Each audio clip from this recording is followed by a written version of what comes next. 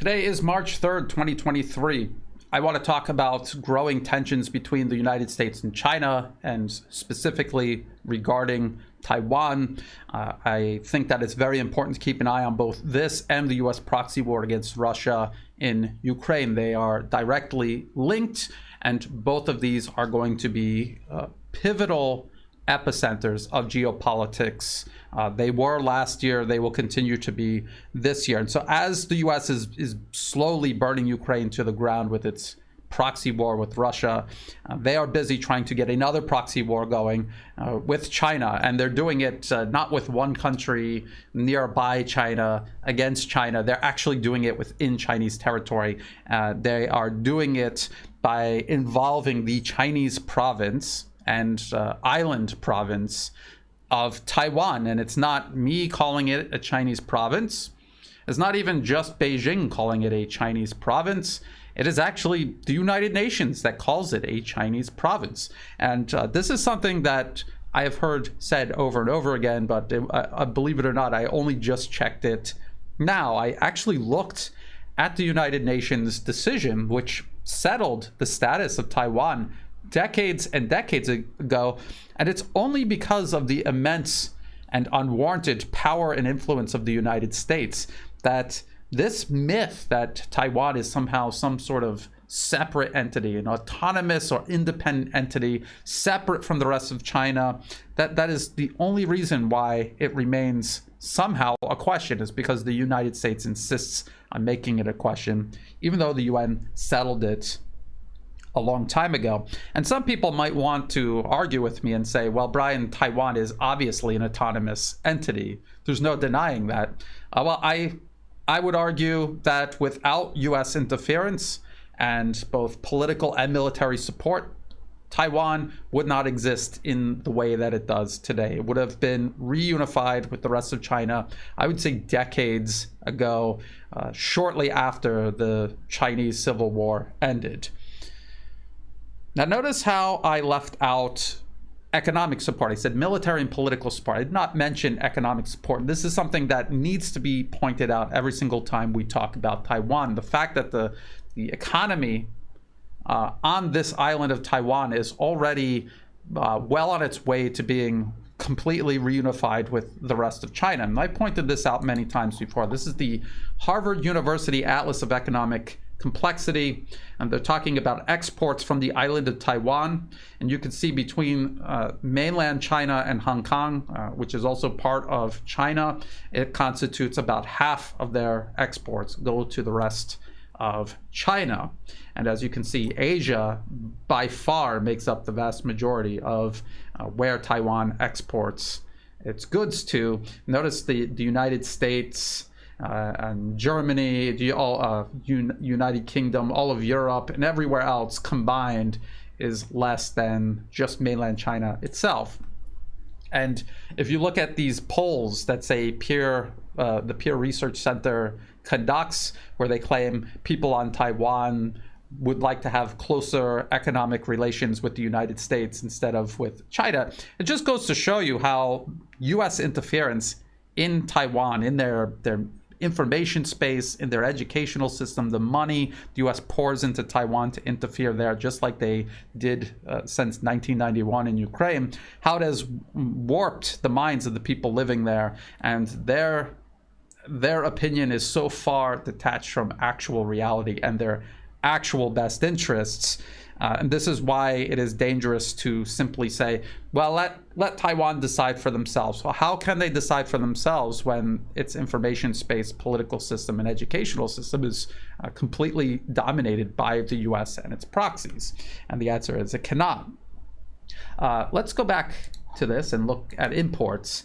Even for imports, its largest import source is from the rest of China. And a lot of the imports from the rest of China to Taiwan are inputs, crucial inputs for Taiwan's semiconductor and electrical component industry, which is its largest and most important industry. So right there, the economic reality is that Taiwan is clearly part of China. The US is artificially trying to pry it away from China with these myths of being autonomous, self-governed, when in reality, politically and militarily, it is entirely dependent on the US. There's no independence or sovereignty of any kind involved, and the government itself makes no decisions without it interlocking with the US agenda for Taiwan. Now, before I get into what's actually going on with Taiwan right now in the headlines this week, I want to talk about UN Resolution 2758. And this is something that I had heard about and I've heard referenced, but again, believe it or not, I didn't look at it. When you actually look at it, it is so damning and it is so revealing in terms of how badly the US has stepped in, interfered in China's internal political affairs, and how blatantly the US is trampling the very international law it claims it's trying to uphold against what it calls Chinese aggression and also Russian aggression. Let's take a look. This is it from the UN official website, un.org, United Nations Digital Library. It's titled Restoration of the Lawful Rights of the People's Republic of China in the United Nations. And it looks something like this. And I'm going to read from this resolution. It says, recalling the principles of the Charter of the United Nations, considering that the restoration of the lawful rights of the People's Republic of China is essential both for the protection of the Charter of the United Nations and for the cause the United Nations must serve under the Charter, recognizing that the representatives of the government of the People's Republic of China are the only lawful representatives of China to the United Nations, and that the People's Republic of China is one of the 5 permanent members of the Security Council, decides to restore all its rights to the People's Republic of China and to recognize the representatives of its government as the only legitimate representatives of China to the United Nations, and to expel forthwith the representatives of Chiang Kai-shek from the place which they unlawfully occupy at the United Nations and in the organizations related to it. And this resolution was dated October 25th, 1971. And so the issue was, on Taiwan is a government called the Republic of China.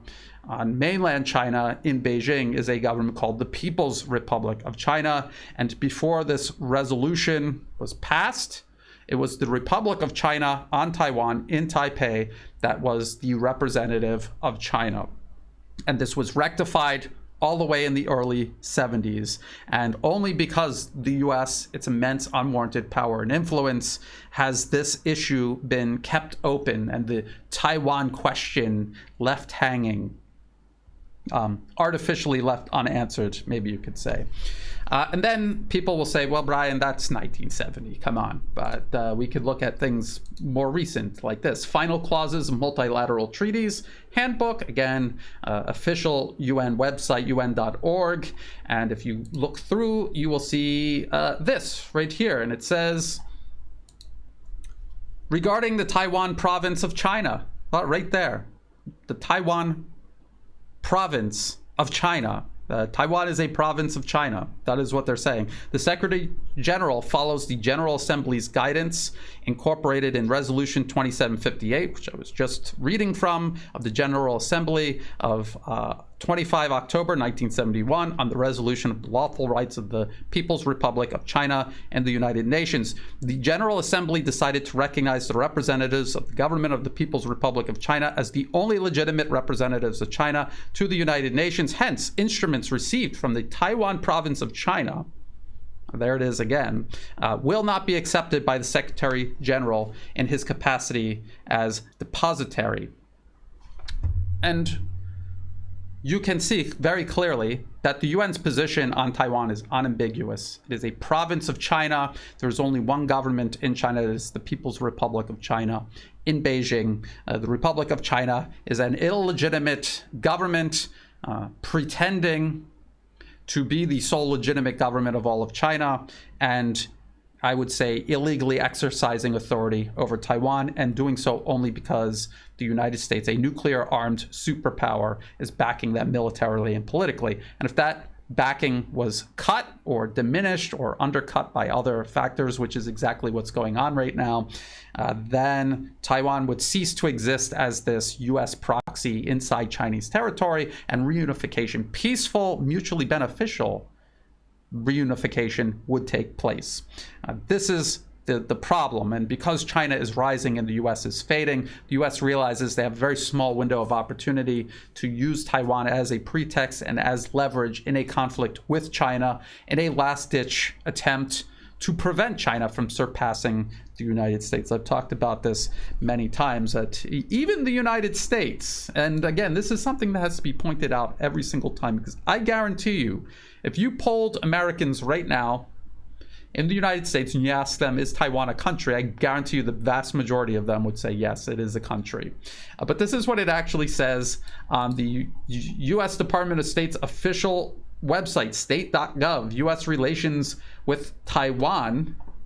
The links to all of this will be in the video description below, so you can check and see for yourself. This is what it says. It says the United States has a long-standing one China policy, which is guided by the Taiwan Relations Act, which is irrelevant because that is just an internal U.S. law that they passed, has no impact or authority or jurisdiction over Taiwan or any other part of China. But also the 3 U.S.-China joint communiques and the 6 assurances, which were actually agreements the United States made with the People's Republic of China in Beijing. It also says we do not support Taiwan independence. So they're saying we uphold the one China policy, which means there's only one China. Taiwan is part of it. There's only one legitimate government over all of China. That is the People's Republic of China in Beijing. And they also explicitly say we do not support Taiwan independence. And yet everything that they do as a matter of policy regarding Taiwan undermines their own agreement they made with Beijing, and is also in contravention of international law, and more specifically the UN Charter, as I just read to you, and as the UN itself mentions. The US, by arming essentially separatists on Taiwan in this Chinese province of Taiwan, by U.S. representatives traveling to the island province of Taiwan and meeting with separatist politicians, political leaders, without Beijing's approval. All of this is blatant violations of international law, of the United Nations Charter that the U.S. itself pretends it is the leading nation upholding around the globe. The entire issue surrounding Taiwan is whole cloth created by the United States. It is not a two-way road here. Again, what we see on the island of Taiwan, if you follow the money in the media space, information space, in their local political system, it is all influenced by huge amounts of U.S. government money, just like they admittedly did in Ukraine from 1991 onward, pouring billions of dollars into Ukraine to shape its information, political, socio-political space. They have done the exact same thing on the island province of Taiwan. The idea that Taiwan should be independent or autonomous or any of the things that we hear coming out of the current administration in Taipei, headed by the Democratic Progressive Party and Tsai Ing-wen, who's the current president of Taiwan, everything that they are saying stems from Washington's vision for Taiwan, not the actual vision of Taiwan involving the people living there and referring to their own best interests. Obviously, their own best interests are not served by separating Taiwan from the rest of China. As you see, their economy is completely dependent on the rest of China. That would be a disaster. It would be as disastrous or more so than when Ukraine had a new client regime installed into power in 2014, and they irrationally cut all of their ties with Russia, and it's completely destroyed their economy, and their economy has been going downhill ever since, even before the special military operation began last year in late February. So what's going on in Taiwan? With all of that in mind, what's going on in Taiwan right now? What is in the headlines this week? This is from Reuters. Taiwan military to get $619 million U.S. arms boost as China keeps up pressure. How is China keeping up pressure. Pressure on what? If Taiwan is admittedly, according to the UN, just another province of China, what is China keeping pressure up on? Obviously, pressure on Washington regarding its interference in China's internal political affairs. This is what the article says. The United States has approved the potential sale of $619 million in new weapons to Taiwan, including missiles for its F-16 fleet, as the island reported a second day of large-scale Chinese Air Force incursions nearby. I'll get into these incursions in just a moment. Again, how is China carrying out any sort of incursion if Taiwan is recognized internationally as its own territory? Think about that. And think about how the Western media reports this in concert, and for decades they have portrayed China acting within its own borders as some sort of external conflict, as some sort of act of aggression against an outside nation, another nation.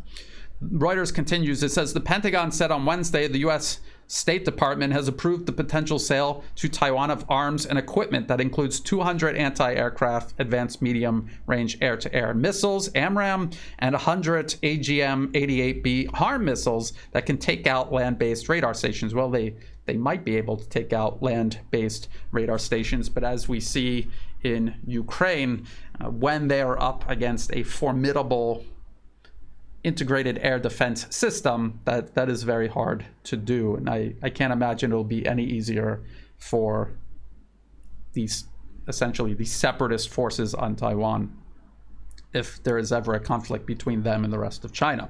Reuters goes on and says the proposed sale will contribute to the recipient's capability to provide for the defense of its airspace, regional security, and interoperability with the United States, it said in a statement. So think about what they're saying, what the United States is saying. We just read from the United Nations, Taiwan is a province of China. Even the U.S. State Department's official website admits that Taiwan is not independent. It obviously, through the process of elimination, if it is not independent, it is dependent on someone. It is dependent on the rest of China. So by sending weapons to part of China without China's approval, and specifically to encourage separatism and a potential conflict between this rogue province and the rest of China, you can see how this is clearly the very source of U.S.-Chinese tensions over Taiwan. And you can see how it is the U.S. clearly and solely responsible for this. But I want to point out how what they're saying, the U.S. is saying this will contribute to the recipient's capability to provide for the defense of its airspace, which it doesn't have because it's not a country. So it doesn't have airspace to protect under international law. And it also says regional security and interoperability with the United States. And that last part is admitting that what the U.S. is doing is they are creating a military force within Chinese territory that is acting on behalf of the United States. And this is why they need this interoperability. But these missiles are not going to help these forces on Taiwan. I want to point out a paper that I've already talked about in previous videos. It is by the Center for Strategic and International Studies. This is a US government and Western arms industry funded think tank. CSIS, and this was their recent report, The First Battle of the Next War, Wargaming a Chinese Invasion of Taiwan.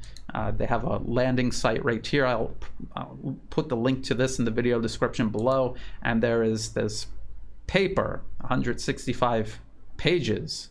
And it says right down here, move Taiwanese air and naval forces toward asymmetry.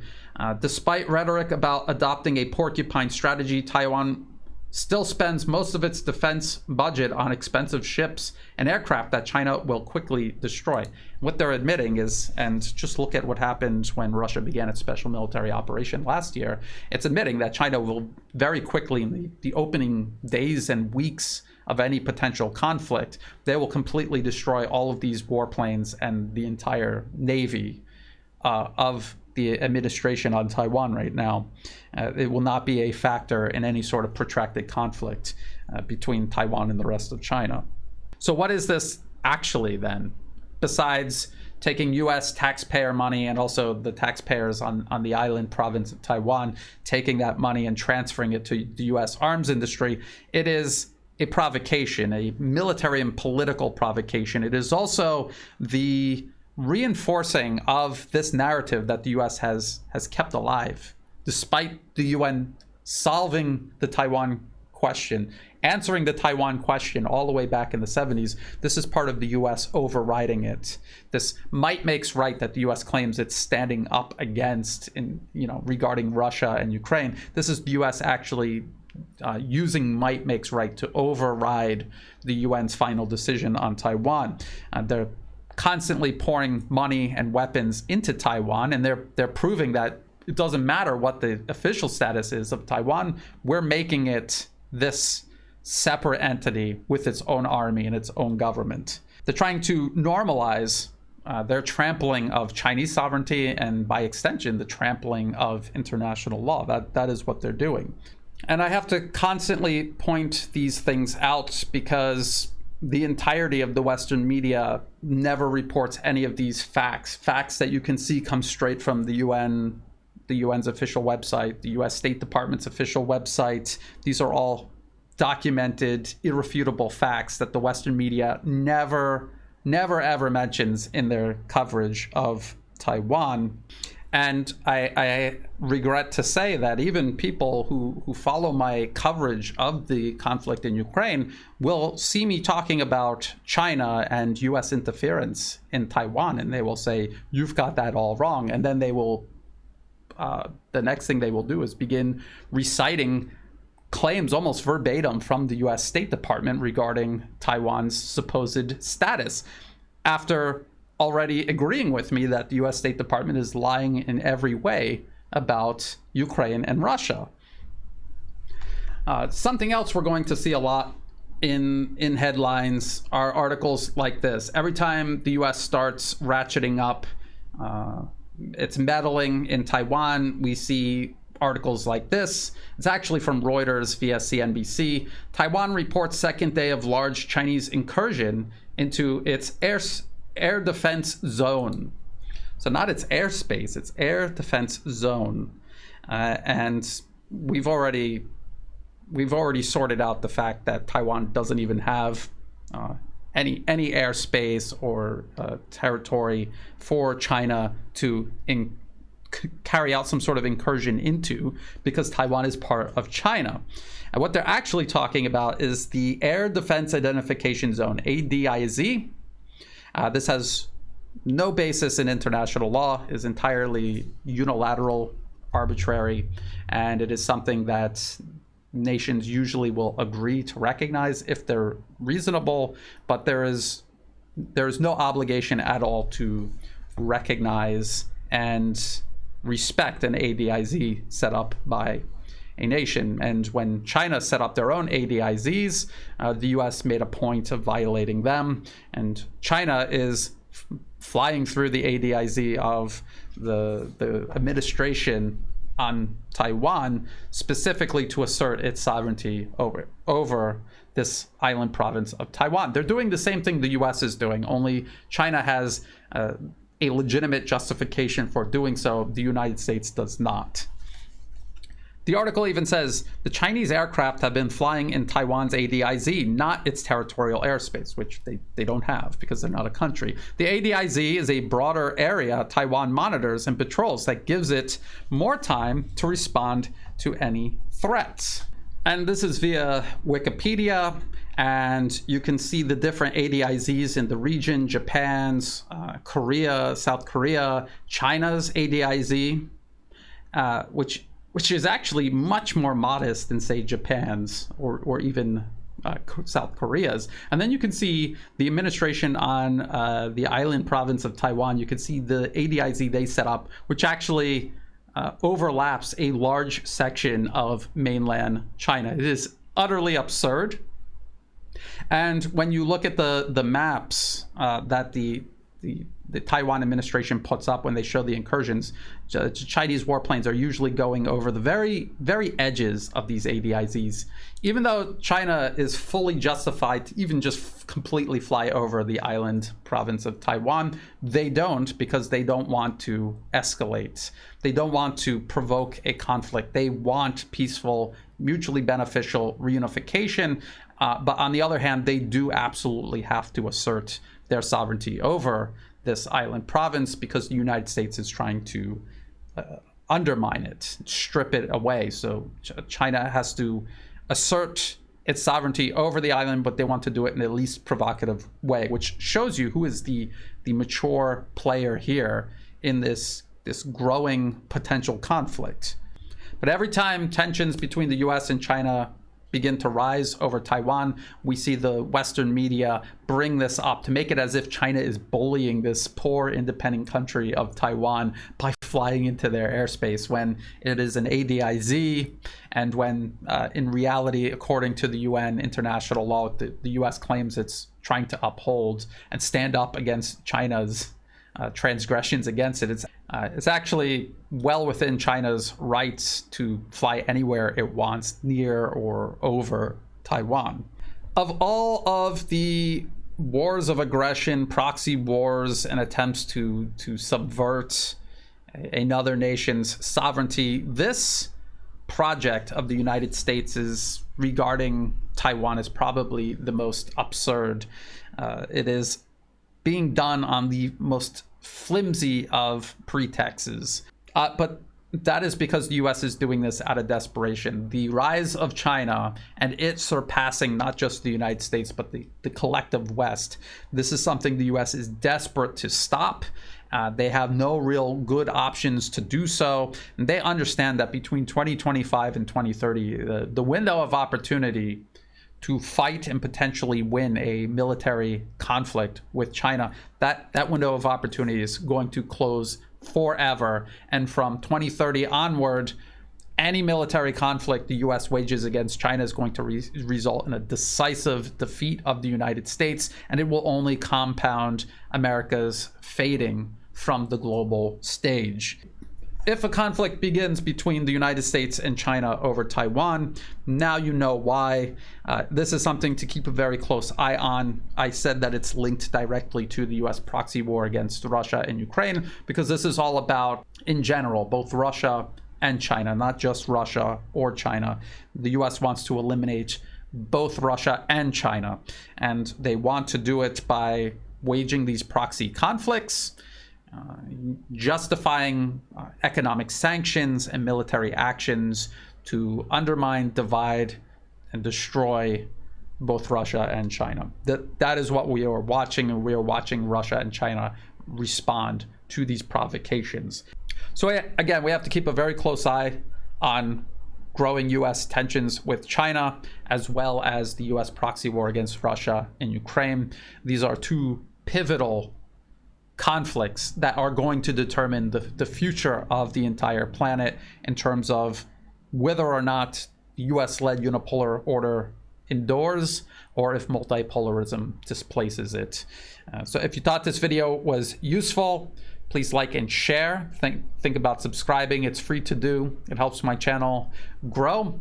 Check the video description below for other places you can find and follow my work. I've also listed all of the links to everything that I've referenced in this video. There's also ways in the video description below where you can help support my work. I don't monetize my YouTube channel. If an ad pops up, feel free to skip it. It's not doing me any good. If you do want to support my work, please do so through Buy Me a Coffee and Patreon. And to everyone who has been helping, whether it's one-time donations, people who donate month to month, or even if you're just helping share my work with others, I greatly appreciate all of that. That is what makes this work possible. It's what makes this work effective, especially the part where people are sharing this information that is critical, and I greatly appreciate that. So thank you. And as always, thank you for watching.